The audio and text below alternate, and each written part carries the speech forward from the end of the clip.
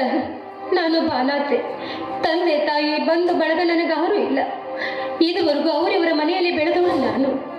ಇನ್ನು ಯಾವುದೊಬ್ಬ ಪುಣ್ಯಾತ್ಮ ಕೆಲಸವನ್ನು ಕೊಟ್ಟಿದ್ದ. ಇನ್ನೇನು ಕೆಲಸಕ್ಕೆ ಹೋಗ್ಬೇಕಿನ್ನಷ್ಟರಲ್ಲಿ ಆ ಪಾಪಿಗಳು ಬಂದು ನನ್ನ ಮಾನಹರಣ ಮಾಡಲಿಕ್ಕೆ ಪ್ರಯತ್ನ ಪಟ್ಟರು.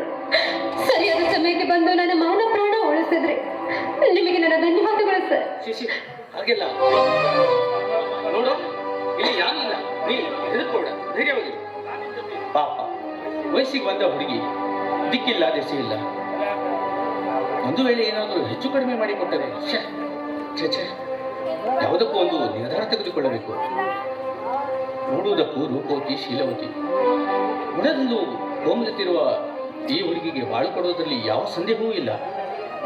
ಅಮ್ಮ, ನಿನ್ನ ಹೆಸರೇನಮ್ಮ? ಸ್ವಾಮಿ, ನನ್ನ ಹೆಸರು ಗಾಯತ್ರಿ ಅಂತ. ಅಮ್ಮ, ಸ್ವಾಮಿ ಸ್ವಾಮಿ ಅಂತ ಕರಿತಾ ಇದೆಯಲ್ಲ, ನಿಮ್ಗೆ ಈ ಸ್ವಾಮಿ ಪದದ ಅರ್ಥ ಏನಾದರೂ ಗೊತ್ತಿದೆಯೇನಮ್ಮ? ಗೊತ್ತಿದೆ ಸ್ವಾಮಿ. ಯಾಕೆಂದ್ರೆ ಕಷ್ಟ ಕಾಲದಲ್ಲಿ ಯಾರು ಬಂದು ಸಹಾಯ ಮಾಡ್ತಾರೋ ಅಂಥ ಮಾನವನಿಗೆ ಸ್ವಾಮಿ ಅಂತಾರೆ.